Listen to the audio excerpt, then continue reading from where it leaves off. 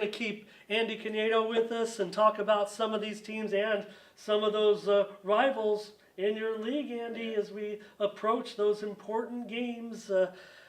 Dave, Valhalla and Steel Canyon are on top right now. The Steel Canyon Cougars dropped the Premier League, the Premier Division semifinal at the Lions Tournament to a hot state top 35 ranked Thousand Oaks club. The Cougars have had some big wins this season, but maybe none bigger than the 11-5 win over number 4 ranked Sage Creek last Wednesday. Billy Tellis, Sebastian Granados, Richie Pedron, another Bubba, homered against the Bobcats. I should say Bubs. I think they call him Bubs. He's been very hot, batting close to 500 over his last dozen contests. Yeah, I meant to actually ask you that since you mentioned that you know Thomas Ringer. Have you played with Billy Tellis as well? Have you ever? No, he's older than me. He's 2 years older than me. So he's I don't know if you've ever played them or you've played them. Let's get that. But he's definitely makes his presence felt when he steps up to the plate. Yeah. And you definitely pitch to him, and you got to be real careful of leaving anything up. Mm-hmm. Anything down the middle or up. Yeah, and the reason why, tell us, he hit 2 home runs against Santa Fe Christian. He leads the county unofficially with 8 home runs. It's going to be hard for a school to pass on Billy's power. And we talked to him in here, and he was uncertain about his future plans in baseball, Dave, but a big slugger. He's only struck out 12 times. That big power, I just have a feeling that, look, I love Billy on the football field, but man, his future's in baseball, isn't it? Yes, absolutely. I think that just like you said about Derek earlier, I mean, he puts on a football jersey. Yes, he's great on the field as a defensive linebacker, but at the same time, he puts on that baseball jersey, and he looks like a baller. He looks like he's going to go to the next level, and when he steps up to the plate, just the way he steps in there and his presence, as I mentioned to Andy just a moment ago, he looks like he's going to crush the ball. Yeah. And he's pretty sure of himself too. So it definitely, I don't want to say that he would intimidate you guys, but he's definitely a player that you guys are very careful of how you pitch to him. Yeah, we always want to work around him because one mistake he will pay against us. Dave, Steel Canyon can't get any attention from these county pollsters despite a 13-7 record and those 3 in a row that they won at the Lions tournament in pool play, including beating Santa Fe Christian. And of course, remember, they beat Helix in that big non-league showdown that they had before the Lions tournament. It seems that we're doing a repeat of last season when they were they didn't move down a level. I think they were having the same thing. They were disrespected. They had a great record, great pitching, great hitting, and they were disrespected in the polls yet last year too. So what do we do about this? I mean, it's just they can't get that respect. Yeah. Well, let me tell you, 8th ranked Valhalla, I say 8th ranked Valhalla, they're in first place. They're ahead of the Cougars. They're playing well as well, but they're getting the respect. The Cougars didn't receive any votes, but the Norsemen are ranked 8th right now in the county, which is great. They won 2 games at the Lions tournament, including a 2-1 win over Mission Hills in 9 innings. Dave, you better beat the Valhalla Norsemen in 7 innings. That was the 9th straight extra inning win by Valhalla, including 5-0 this season, Andy. Don't get into extra innings with these guys.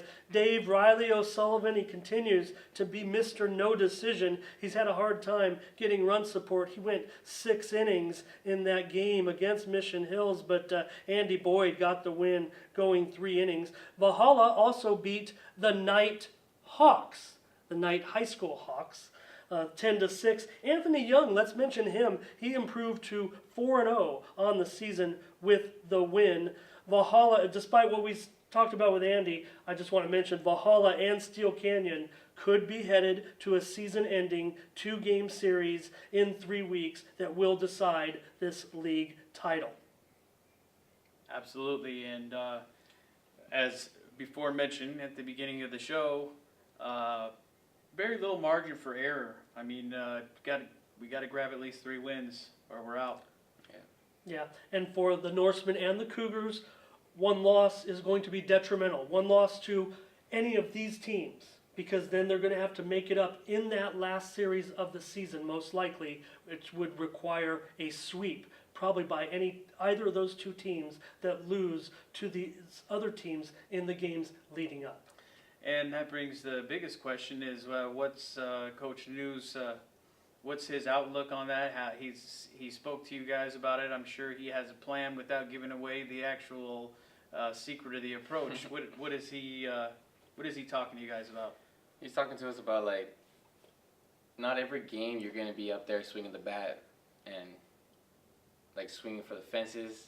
So our game plan is to play a little bit of baseball, like a little bit of soft, Small Small ball. ball. Yeah. That's one of Dave's catchphrases, I think. I think he enjoys a little bit of small I ball. love small ball. Now and then in the Monarchs, they've been beefing up, though. They've been thinking about their home runs, but they know they got to get back to Monarch ball. Dave, another rival in the league of the Monte Vista Monarchs is the Mount Miguel Matadors, and boy, talk about another team that had a great time at the Lions tournament. They had a terrific run in the 3A division before dropping the semifinal to the visiting Southwest Raiders. The Matadors smashed Castle Park 14-6. They beat Kearney 10-4. Eric Kelly had 2 home runs against the Comets. Thomas Ringer had that complete game. Great week for the Matadors. Dave, you saw him out there. It was a tough way to end that run, but I think just what Coach Coit was looking for.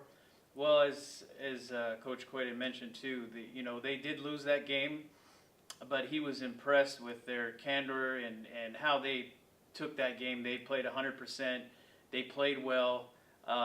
They were hitting the ball really hard, but it was one of those games that unfortunately they were hitting the ball right at the fielder, right into center, right at the left fielder.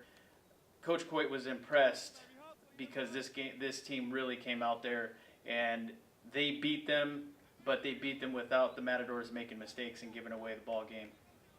So Coach Coit was happy with that. You took the loss, you lost to a better team, and he'll accept that.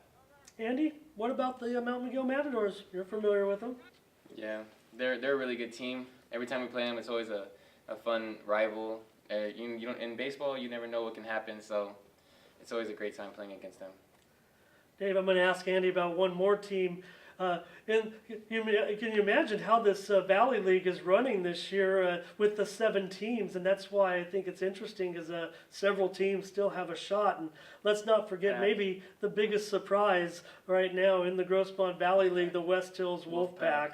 Yeah, they got a Lions tournament win over the Imperial Tigers, 20-2. Devin Bevilacqua drove in 4 runs. The Wolfpack also defeated Mission Vista by scoring 4 times in the 7th inning for their 5th straight win. Although the Wolfpack ended up failing to qualify for the Lions semifinal, they ended up losing on day 3 in the Valley League. They're actually ahead of the Monarchs and the Matadors right now, and in 3rd place. They play Mount Miguel and El Capitan, which are not Valhalla and Steel Canyon. So I think that's why West Hills, they're in the same position. They need to sweep those games too and hope for some losses by those other teams, but they've got the easiest schedule. Yeah, that's what I was just going to mention too. And you've played them before. They're a scrappy team. Let's go back to my favorite catchphrase, as you mentioned before. They play a lot of small ball, and they got one of the best skippers in the dugout that knows the game backwards and forwards, coaches the stars, and head coach Mickey Deutschman. So he definitely has that team ready to play on game day. So you never can take them too lightly, I'm sure, either. Yeah, and you should never take any team lightly, because in baseball you don't know what can happen. So The Vaqueros, let's give them their just due. They got a taste of the big time in that game against Valhalla at Petco Park. Dave, the Vaqueros did end up losing 10-2 in that game. The Norsemen won that one behind a 2-run triple by Joseph Ingracia and 5 innings of work from Sean O'Sullivan, and the win gave Valhalla the half-game lead that it currently enjoys in the Valley League. But a great day out there at Petco Park, and a funny thing happened. I don't know if you saw this, Andy, at that game. Valhalla played El Cap at Petco last Saturday, and on the mound, Riley was getting ready to take his warm-up tosses in like the second inning, and it was kind of like a major league game. Here comes a crazy fan out of the stands in left field, runs to the mound to Riley and asked him for the ball. A young lady asked him for the ball, and the third baseman Nonvala said she was kind of mumbling, and it was really weird, and she eventually was escorted from. We wouldn't make point of this if it was a major league game. We frown on that, but just to happen at this high school game, it was kind of humorous. And you see the umpire gesture to Riley, move away. We don't know what's going on. And Riley kind of drifted over to first base where JoJo was. Didn't know what that girl was going to do with that ball, Dave. But Valhalla got the win at Petco Park. A great day. El Capitan did play great. It was a 2-2 game. Most of the way it was a close game. Yeah, it's definitely a well-played game. I think we're, not to take any credit away from El Cap, but at the same time, I think hats off to the prep insiders, but yeah, it's a little bit far-fetched for El Cap to come back and win the league. And then again, that's not to say anything bad about the Vaqueros. They've been a tough team this year as well. They played hard, but boy, you got 4 teams ahead of you that are really playing good baseball. What's it like playing at Petco Park? Like a dream that came true. Especially almost hitting it out in left field. That was the best that's ever happened to me. That was probably like my funnest game I ever played in my life. I bat twice. I got pegged, and then I got that double to left field. Dave, also in the Valley League, the El Cajon Valley Braves, they were in the Lions tournament. Aaron Rodriguez hit a 2-run home run against high-tech Chula Vista, but Kai Satterstrom of the Bruins, he had 2 home runs, good for 5 RBI. The Helix Highlanders had the highest finish of any of the East County teams at the 69th Annual Lions Tournament. They qualified for the Open Division Final. Dave, the 5th-ranked Highlanders, fell to Nevada's top-ranked team, Desert Oasis, in the Elite Division's championship game. But to get there, Helix defeated Poway 4-3 in the semifinal as red-hot pitcher Chris Paraleski went 5 innings, striking out 9. Noah Lane went 2 innings for the save. We touted that game against Poway as a big one, and Helix also defeated Western League co-leader Cathedral Catholic 3-2 in 11 innings as Carlos Okita had the game-winning RBI. Dave, they're 6-2 in the Hills League and come into the week with a 2-game lead over Grossmont. Yeah, I think that Helix came out of the gate early part of the season before league started, and they were having a tough time hitting the ball. But boy, I'll tell you what, and I'll still bring it back to that moment. We had Eric Smelko from Helix High School on our show that we shot at Christian High School, first show of the year. And ever since then, I think they lost probably 2 or 3 ball games. I mean, they went on a 7-game tear or something like that. And I think Helix is just hasn't looked back since. They have the hitting, they have the fielding, make very few errors, and they definitely have the pitching. And then adding Chris to the mix already to a great pitching staff, I think that Helix has got this one locked up unless they really start to fall apart. But I don't see that happening. Well, let's talk about the Eagles. Let's talk about the Foothillers. They are alive. The Granite Hills Eagles opened the Lions tournament with a win over Bingham, Utah, behind junior Connor Swan. Had a great day and really got his turn in the spotlight in that game on a team full of stars. Connor was the big star on that day. Clay Fordham ended up earning the win. The Eagles lost to 3rd-ranked Poway 1-0 at the Lions tournament. I voted the Titans #1 this week. Eastlake is the #1 team in the county in the poll. The Eagles also lost to Oaks Christian of Westlake Village. The Grossmont Foothillers, they lost a tough 1-0 game to Carlsbad at the Lions tournament. They also lost to Newberry Park, and they continue to battle on without star pitcher Jack Hyde. You're not hearing a lot of people talk about that right now, but it's been a big story really that's just kind of underreported because Jack's been down. Right, and I think that's the biggest blemish, I think, for the Grossmont Foothillers heading to the end of league play and possibly heading into the playoffs is losing that arm. They definitely need some folks to step up. Wilcox has been pretty great this year as their number 3, and you still have Drew Shabanian as well. So I think it's going to be a little tougher, though, for the Foothillers from here on out. The Santana Sultans also traveled for their spring break, taking part at the Fresno Easter Tournament, an event that they've won before, actually. But Santana lost a ball game last Wednesday. They also lost to Clovis East, and they are returning for the rest of the league schedule. The Foothills Christian Knights had a terrific Lions tournament day before they fell to McClatchy out of Sacramento in the 3A semifinals at Mount Miguel. We were hoping for the Matadors and Knights to meet in the championship game. It didn't come to fruition. The Knights beat Olympian 12-11. In a pool play game, they trailed in that game 5-0, then scored 10 straight runs. Olympian nearly came back, but Max Merlin, he helped stop the Eagles and get the win. Foothills also upset Bakersfield Ridgeview 9-5 as Corbin Harris drove in 4 runs and Kip Familaro pitched a complete game. Ridgeview, Dave, was 17-3 coming into that game. The Knights also upset Pleasant Grove. Dave, the big news for Foothills Christian in that tournament is they were underdogs in all 3 of their pool play games, won them all. Yeah, I think this could be a real boost for the Foothills Christian Knights, and this could definitely help finish their season on a higher note. Playoffs, that's going to be a little tough, but they are in the Pacific League, so it could be possible. As you mentioned, Corbin Harris, that kid's been hot for the last 3 weeks. As we mentioned in the last cast 2 weeks ago about hitting for the cycle. And a grand slam at that, hitting for the cycle. So good things are happening there over at Foothills Christian. To have a Lions tournament like that, I think this is definitely something that's going to bring them the rest of the way. Maybe squeak into the playoffs. Andy, you guys met Foothills Christian. Do you remember that game? Yeah, we ended up winning. We came up with the win. They were a good team to compete against. But yeah, in fact, I think when they beat Foothills Christian obviously not having the season that they did last year, and I think that they would even say that they are underachieving a little bit. I think what Andy saying about them being a good team, I think they resemble a good team on the field, and they've had some rough breaks. Well, and I think one of the keys is they lost one of the best pitchers in the league to graduation, and that was in Trevor Smallwood. I mean, he was lights out. You saw him pitch last year, and he was just lights out.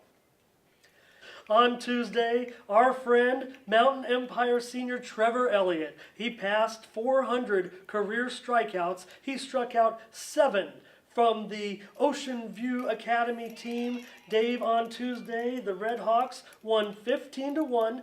Elliott, in his last game, struck out 5 of the 6 batters he faced for 399 career strikeouts in a 9-0 win over Chula Vista Learning Community. Came out of the game. They wanted to save him for this moment. He got the start today. He only pitched 3 innings. They won 15-1 in 5 innings. Trevor is now the 2nd all-time leading strikeout man in San Diego section history. Congratulations, Trevor. Absolutely, Trevor Elliott, considering he's out there in a D4 school, all the way out there in Pine Valley. We definitely...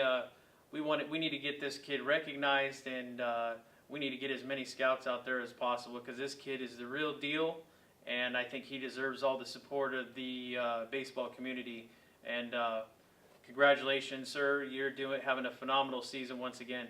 Andy, 400 strikeouts. Could you imagine? that's like 100 strikeouts every year. That's Yeah. crazy. Yeah, in fact, he started out real nice. KUSI went out to Pine Valley and did a feature on Trevor. It was awesome. It was awesome to hear his comments. Of course, we've had him in here, and we've been following him on East County Sports all these years, and have documented his progress, Dave. And Mountain Empire just so cooperative to get us their information, and we just feel like sharing in the moment because it's so exciting. Yeah, great family, and his father Justin Elliott, which he had some pitching records himself, so he's been following his dad for quite a while. Definitely a competitive family. Of course, we had his mom Shayna in here as well, and yeah, just a great all-around family and great kid with big things that are going to happen for him, hopefully.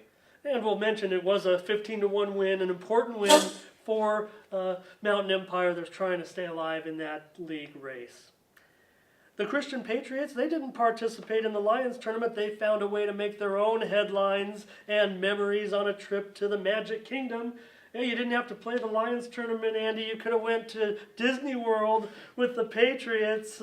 But Dave Sr., Alex Markowitz, he made the trip worthwhile. He pitched a no-hitter against Niagara Wheatfield of Sanborn, New York. 6-0. Last Wednesday, Markowitz struck out 5 as the Patriots made the most of their trip to the Magic Kingdom. Yeah, I wanted to also mention from the Hills League, just in, the Grossmont Foothillers just knocked off Westview High School 4-3 right here, right now. It's a much-needed win for the Foothillers heading into the rest of the league season.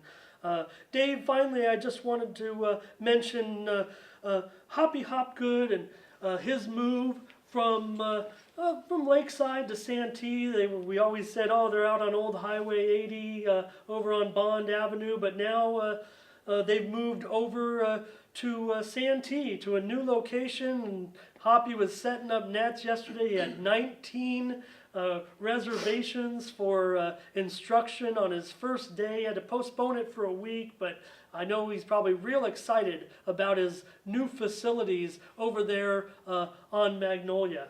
Yeah, and I did have a chance to talk to Hoppy last night a bit about him not doing an expansion, but reducing from 3,000 to 1,300 square feet overhead, distance from home, and refocus on his professional lessons. So giving a better product, giving better lessons when the team season's in and they don't come in, which means empty cages. He was saying. And of course, that's lost revenue. Going smaller, he's going to always be full, and he can focus all of his energy on the actual instruction. And his school is also switching, so everybody knows, to a later time, which makes for a later finish time. And it is going to be basically just reducing his overhead and focusing on the lessons, and just making it better for the kids and the teams.